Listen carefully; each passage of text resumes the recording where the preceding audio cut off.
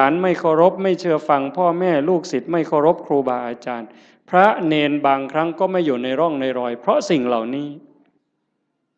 จึงไม่แปลกที่พระพุทธเจ้าว่าจะไปแออัดยัดเยียดกันในนรกบ้างเปรตบ้างอสุรกายบ้างมากมายเหมือนดินในเม็ดดินในภูเขาหิมาลัยแต่มันก็ไม่เหลือวิสัยถ้าใครฝึกใครฝนใครอบรมบ่มจิตบ่มใจเนี่ยเพียรวันนี้ยังไม่ได้แต่ไม่ลดไม่ละในขณะที่เราเพียรฝึกขัดเกลาจิตใจตนเองแม้มันยังไม่สงบแต่บุญนั้นเราได้แล้วบุญนี่มันเกิดบุญนั้นมันได้ถ้าเราเพียรเราขัดเราเกลาจนกั้นจิตไว้หายใจเข้าก็ชัดเจนหายใจออกก็ชัดเจน